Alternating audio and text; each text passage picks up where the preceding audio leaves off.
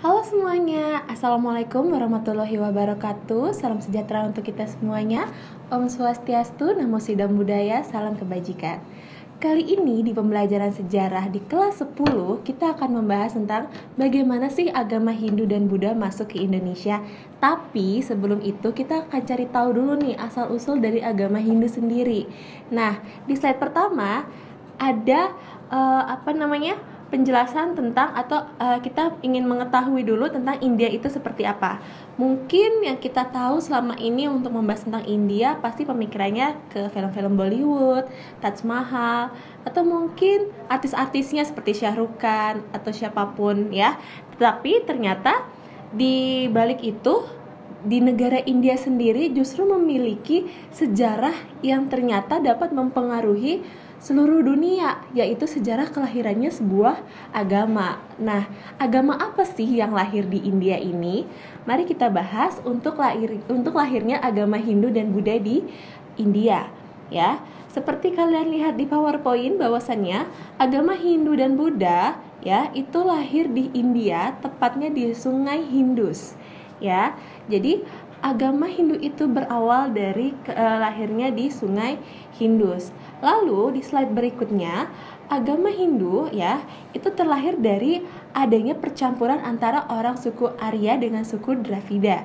Nah, untuk orang Arya sendiri itu mempunyai kepercayaan untuk memuja banyak dewa atau politeisme.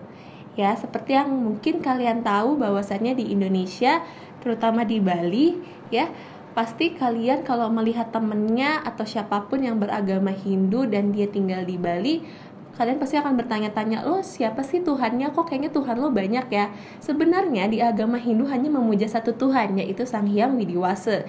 Tetapi di agama Hindu, mereka mempunyai kepercayaan bahwasannya Sang Hyang Widiwasa itu bermanifestasi ya menjadi banyak dewa, yaitu ada dewa Siwa, Brahma dan Wisnu. Seperti itu. Dan kembali lagi ke PowerPoint yang sudah saya tayangkan, bahwasannya kepercayaan bangsa Arya tersebut berbaur dengan kepercayaan asli bangsa Dravida. Nah, sinkretisme atau percampuran antar kebudayaan ini ya, antar kepercayaan bangsa Arya dengan bangsa Dravida itu terjadi di zaman sebelum adanya agama. Tetapi sebelum adanya agama, perlu kalian ingat bahwasannya semua daerah termasuk di Indonesia telah menganut yang namanya sistem animisme dan dinamisme. Ya, sedikit saya menyinggung tentang bangsa Arya dengan Dravida ini. Jadi kenapa pada akhirnya agama Hindu ini terlahir? Karena adanya perkawinan atau percampuran antara Arya dengan Dravida.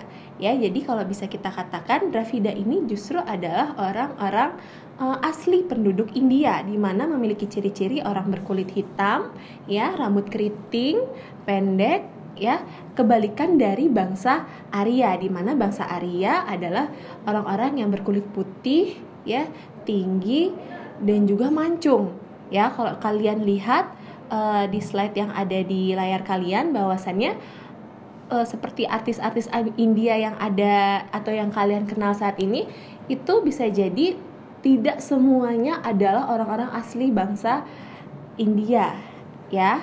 Karena bisa kalian lihat secara ciri fisik untuk kulit, kalau kalian tahu ya tentang agama atau tentang orang-orang India aslinya, itu memiliki kulit yang lebih hitam dari orang Indonesia. Seperti itu. Jadi itulah kenapa pada akhirnya Arya dengan Dravida kawin, ya, melakukan perkawinan, melakukan interaksi sampai akhirnya bangsa Arya dengan bangsa Dravida pada awalnya mereka itu ingin menguasai suatu wilayah gitu. Jadi awal terciptanya agama Hindu adalah ketika bangsa Arya ya datang ke India, itu menganggap bahwasannya itu adalah daerah temuannya beliau. Seperti itu. Tapi sementara bangsa Dravida sendiri menganggap bahwasannya bangsa Arya itu adalah tamu mereka, karena mereka merasa mereka adalah penduduk asli dari negara India tersebut. Tetapi ketika bangsa Arya melihat suku Dravida, bangsa Arya menganggap suku Dravida itu adalah ancaman, musuh, ya, musuh yang harus mereka lawan karena mereka merasa ingin menguasai daerah India. Sampai akhirnya timbullah pertempuran ya atau perpecahan antara suku Arya dengan Dravida. Tetapi seiring berjalannya waktu, pada akhirnya bangsa Arya dan Dravida ini hidup secara berdampingan. Ya, hidup secara berdampingan dan pada akhirnya karena sudah lama sering hidup berdampingan antara satu dengan yang lainnya, timbullah perasaan benih-benih cinta antara Arya dengan Dravida. Nah, dari sanalah muncul percampuran antara bangsa Arya dengan Dravida. Jadi yang awalnya dari benci-benci jadi cinta, akhirnya jadi cinta beneran. Nah, semenjak itu akhirnya dibuatlah sistem kasta. Karena apa? Karena bangsa Arya sendiri takut bahwasannya akan ada percampuran darah yang pada akhirnya akan menghilangkan suku asli dari orang-orang Arya ini. Akhirnya dibuatlah sistem kasta, di mana sistem kasta itu masih berlaku sampai sekarang. Seperti itu. Mungkin yang kalian tahu sistem kasta pada umumnya adalah kasta Brahmana, Ksatria, Waisya, dan Sudra. Lalu lanjut ke slide berikutnya ya. Seperti yang tadi saya bahas bahwasannya istilah Hindu diperoleh dari nama daerah asal penyebaran agama Hindu, yaitu lembah sungai Indus atau sungai Sindhu atau Hindustan, sehingga disebut dengan agama atau kebudayaan Hindu. Seperti itu. Ya, setelah kita mengenal agama Hindu yang berasal dari India, sekarang kita bahas nih bagaimana sih pada akhirnya agama Hindu itu masuk ke Indonesia gitu ya. Di sini kita akan bahas tentang masuknya pengaruh Hindu Buddha ke Indonesia. Nah, untuk teori masuknya agama Hindu Buddha ke Indonesia, mungkin yang kalian tahu secara umum bahwasannya penyebaran agama itu datang ke Indonesia melalui perdagangan. Nah, sebenarnya untuk kasus masuknya agama Hindu ke Indonesia tidak semudah yang kita pelajari atau tidak semudah yang kita kenal selama ini untuk masuknya agama Hindu. Karena apa? Karena ternyata untuk teori masuknya agama Hindu pun memiliki banyak teori. Yang pertama ada teori Brahmana, kedua ada teori Ksatria, yang ketiga ada teori Waisya, ada teori Sudra, dan juga ada teori arus balik. Nah, apa sih teori-teori itu? Apa sih dari isi kelima teori tersebut? Mari kita bahas sama-sama untuk teori Brahmana. Ya, kalian bisa lihat di slide pertama untuk teori Brahmana dikemukakan oleh Van Leur yang menurutnya agama Hindu itu masuk ke Indonesia dibawa oleh para pendeta. Ya. Nah, tetapi untuk teori ini dibantahkan karena apa? Karena pada zaman dahulu para pendeta itu tidak boleh yang namanya melakukan pembelajaran agama atau menyebarkan agama melewati dari batas wilayahnya. Orang-orang suci atau orang-orang pendeta itu tidak boleh melakukan perlayaran jauh apalagi sampai menyeberangi sungai. Maka teori ini memiliki kelemahan. Ya, teori ini terbantahkan sehingga teori ini dianggap tidak kuat. Seperti itu, ya. Lalu yang kedua ada teori Ksatria, di mana teori ini dikemukakan oleh Majumdar, ya, Mukherjee dan Nehru mengatakan bahwa para ahli ini berpendapat agama Hindu itu masuk ke Indonesia karena dibawa oleh para prajurit India, ya, dengan melakukan ekspansi atau perluasan wilayah. Tetapi coba kalau misalkan kalian lihat ya di artikel atau di YouTube kalian cari tentang peninggalan bekas penjajahan India, itu tidak ada. Karena apa? Karena tidak ada peperangan antara orang India dengan orang Indonesia melakukan ekspansi dengan tujuan untuk menyebarkan agama. Tidak ada bukti yang kuat untuk teori Ksatria ini.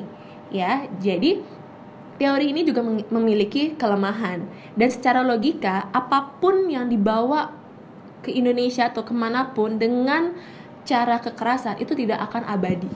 Seperti itu. Entah itu dalam penyebaran agama ataupun penyebaran paham-paham tertentu. Ya. Lanjut ke teori Waisya.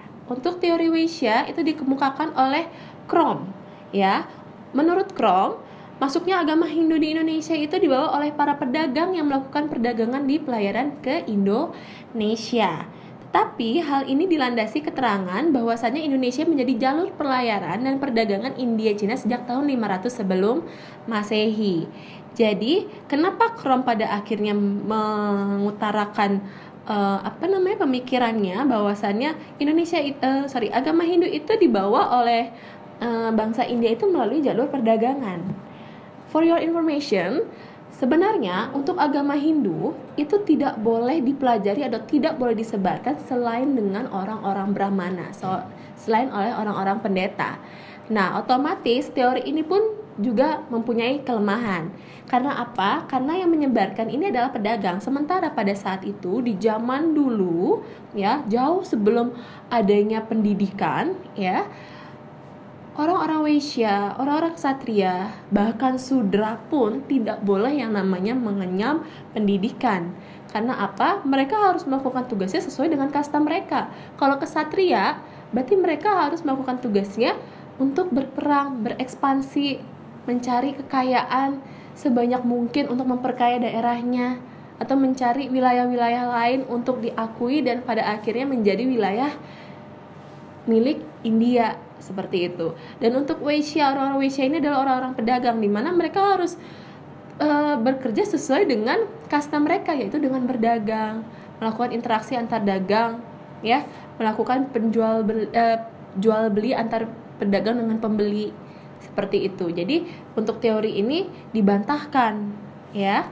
Lalu dalam pelayaran dan perdagangan inilah diperkirakan bahwa para pedagang singgah di wilayah Indonesia dan menyebarkan agama Hindu kepada masyarakat Indonesia. Jadi, kenapa pada akhirnya teori ini keluar, ya? Karena pada zaman dulu orang-orang menganggap penyebaran agama Hindu itu hanya melalui perdagangan, dan dari perdagangan itu akan ada interaksi, dan interaksi itu pada akhirnya akan membawa mereka untuk melakukan penyebaran agama. Sementara untuk agama Hindu itu tidak semudah itu untuk menyebarkan agama. Banyak ajaran-ajaran agama yang tidak bisa dimengerti oleh orang awam. Hanya orang-orang pendeta yang bisa mengajarkan itu kepada halayak ramai, kepada penduduknya, kepada masyarakatnya. Dan itu tidak terjadi di agama Hindu saja, bahkan di agama Kristen, Islam seperti itu. Cuman mungkin sistemnya berbeda dengan agama Hindu. Lalu lanjut ke teori Sudra, ya. Teori Sudra ini adalah teori di mana para budak, ya, dipercaya yang menyebarkan agama ke Indonesia. Ya, seperti tadi saya bilang bahwasannya untuk menyebarkan agama itu bukan sesuatu yang mudah dan bukan sesuatu yang sepele. Jadi tidak mungkin bahwasannya agama Hindu itu diajarkan atau disebarkan oleh seorang budak, di mana budak itu hanya bertugas untuk, ya, berburu, ya, kalau tidak bekerja kasar sesuai dengan job desk-nya, istilahnya sesuai dengan kastanya dia, takdirnya dia, seperti itu. Maka karena dari kelima kasta ini tidak ada yang kuat, maka muncullah teori arus balik, ya. Jadi teori arus balik ini adalah di mana bangsa Indonesia itu dibawa ke India untuk diajarkan budaya serta agama Hindu, ya. Lalu setelah mereka menguasai itu semua, pada akhirnya mereka akan dikembalikan lagi ke Indonesia. Nah, orang-orang yang telah mempelajari agama Hindu di India itu akan menyebarkan agama Hindu tersebut di Indonesia sesuai dengan kebudayaan di Indonesia. Itu makanya pada akhirnya Hindu di Indonesia mengalami akulturasi atau percampuran budaya, di mana tidak menghilangkan kebudayaan aslinya, tapi dia menciptakan kebudayaan baru. Seperti itu, ya. Berbeda dengan asimilasi. Kalau asimilasi menciptakan budaya baru, tapi dia menghilangkan budaya yang lama. Seperti itu, ya. Makanya kalau kalian lihat dari cara berpakaian, dari cara beribadah, ya, dari cara pengaplikasian mereka dalam beragama itu berbeda dengan agama Hindu di Indonesia dan agama Hindu di India, ya. Kalau misalkan kalian lihat di di Indonesia ada, ya, tari-tarian Bali, ya, ada tari-tarian yang memang dikhususkan untuk upacara keagamaan. Di India itu tidak ada. Kalaupun ada, tidak sama gerakannya dengan gerakan yang ada di Indonesia. Dari cara ibadah, kalau kalian tahu, orang-orang di Bali, orang-orang di Indonesia, Hindu Indonesia, ya, nggak cuma di Bali. Kalau kalian pernah ke Bali, kalian lihat deh, kayak gimana sih orang-orang Hindu Indonesia itu beribadah pakai sajen. Sajennya itu berupa janur, daun janur yang dibentuk menyerupai beberapa sesajen, dan di atasnya diberikan bunga. Kadang diberikan buah-buahan, makanan, kue, ya, atau daging ayam. Seperti itu. Tapi kalau di India, kalau kalian cari seperti itu ya memang tidak ada, gitu loh. Mereka di sana persembahannya paling cuma sebatas ladu, ya, mentega, buah, seperti itu. Untuk cara beribadah di Hindu di Indonesia, mereka beribadah mungkin hanya menggunakan kebaya, dan kebayanya pun tidak sembarangan kebaya. Jadi jangan kalian pikir kebaya yang dipakai itu adalah kebaya-kebaya yang seksi, membentuk badan, dan itu dipakai untuk sembahyang. Jadi untuk kebaya-kebaya yang ada di Bali pun itu mempunyai beberapa karakter yang berbeda-beda. Jadi bisa dibedakan antara mana kebaya yang dipakai untuk sembahyang dan mana kebaya yang dipakai untuk ke pesta, gitu loh. Tapi kalau kalian lihat di India, nggak ada orang yang pakai kebaya. Mereka pakainya apa? Kain sari, seperti itu, ya. Nah, untuk teori arus balik ini jadi seperti itu. Orang-orang Indonesia dibawa ke India, diajarkan, ya, ibaratnya mereka tuh diasah, dibentuk sedemikian rupa untuk mengerti, mempelajari. Setelah mereka mengerti, mereka dikembalikan ke Indonesia, lalu disebarkanlah agama Indonesia itu, ya, dengan orang-orang Indonesia itu sendiri. Orang-orang Indonesia yang telah memeluk agama Hindu. Seperti itu, ya. Lalu untuk peta konsep sistem kasta bisa kalian lihat, ya. Yang pertama itu adalah Brahmana, di mana Brahmana itu adalah orang-orang suci atau pendeta, ya. Dan kebetulan di kasta di Indonesia dengan di India itu mengalami perbedaan, ya. Kalau kalian cari Hindu di India itu nggak ada yang namanya Ida Ayu, Ida Bagus, Niputu, Kade, atau siapapun tuh nggak ada, gitu loh. Tapi kalau untuk peta konsep kita bahas yang di Indonesia, kalau untuk Brahmana itu biasanya adalah orang-orang yang berkasta atau yang bernama Ida Ayu atau Ida Bagus. Ida Ayu untuk yang perempuan, Ida Bagus untuk yang laki-laki. Lalu ada kesatria, ya, dimana kesatria ini orang-orangnya berciri-cirikan ada nama anak agung, seperti itu, ya. Ada juga Waisya, dan yang terakhir ada Sudra, seperti itu. Dan sistem kasta ini sengaja memang dibuat juga pada saat Belanda masuk ke Indonesia untuk mengkotak-kotakan mana orang yang sekiranya memang harus didekatkan, harus dimanfaatkan oleh orang Belanda, dan mana yang bisa diperbudak oleh orang Belanda. Jadi itu adalah salah satu caranya Belanda untuk mengambil hati atau mengambil perhatian dari bangsa Indonesia dengan mendekati dulu nih pimpinannya, seperti itu, ya. Tetapi untuk sampai saat ini kasta ini masih berlaku di Hindu di Indonesia, seperti itu. Karena apa? Untuk melestarikan dan untuk membatasi mana yang benar-benar Brahmana dan mana orang yang biasa, ya. Karena untuk di Hindu sendiri, orang yang bisa menjadi pendeta atau orang yang bisa menjadi pemuka agama itu hanya orang-orang yang berasal dari kasta Brahmana. Gak bisa orang kesatria menjadi pemuka agama, Waisya, apalagi Sudra, seperti itu, ya. Dan sistem kasta yang ada di Indonesia ini perlu kalian ingat bahwasannya mereka ini sistem kastanya tertutup. Jadi misalkan saya seorang Ida Ayu menikah dengan orang kesatria, saya tidak bisa turun mengikuti suami saya kesatria. Atau sebaliknya, adik saya misalkan berkasta Waisya menikah dengan orang Brahmana, dia tidak bisa naik, gitu loh. Jadi walaupun saya menikah dengan orang yang berbeda kasta dengan saya, itu tidak bisa naik, apalagi tidak bisa turun, seperti itu. Tetapi yang akan terkena imbasnya adalah anak saya nanti.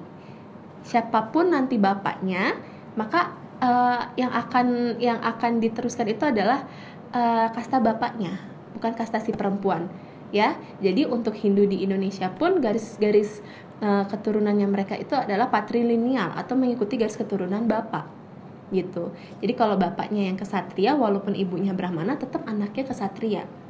Begitupun sebaliknya, Seperti itu.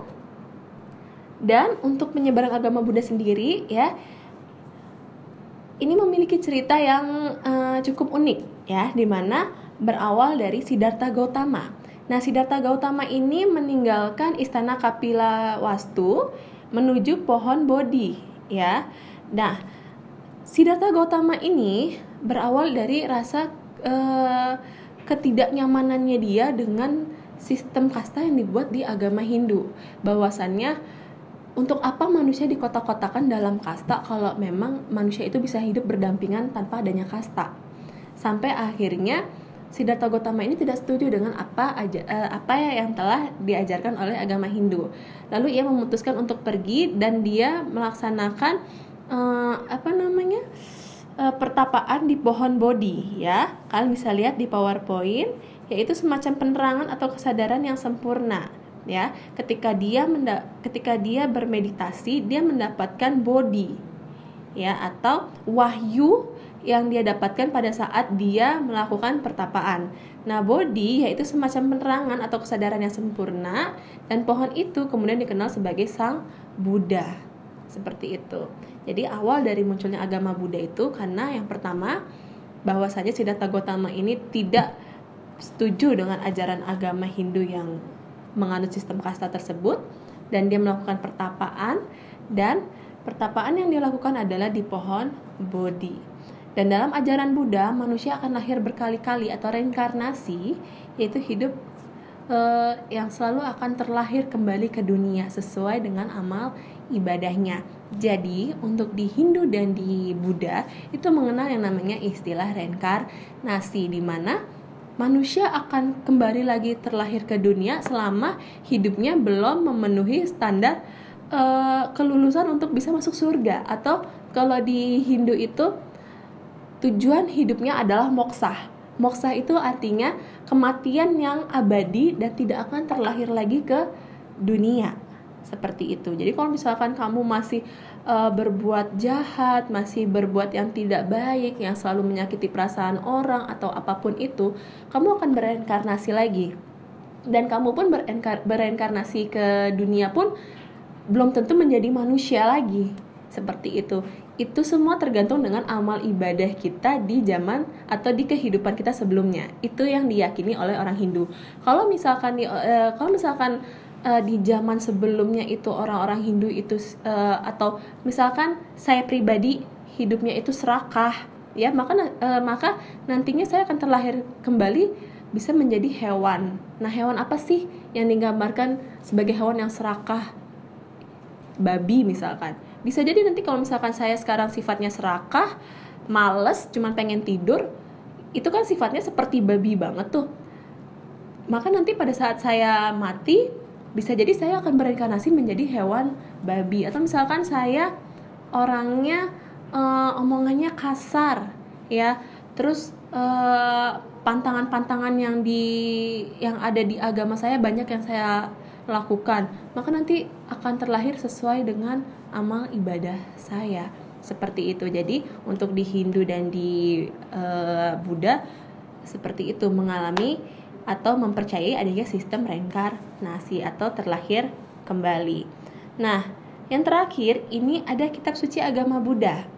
Ya, kalau kitab suci agama Hindu itu adalah Weda, nah kitab suci agama Buddha itu adalah Tripitaka. Ya, nah Tri itu memiliki makna yaitu 3, dan Pitaka itu bermakna bakul, tapi dimaksudkan adalah bakul hikmah.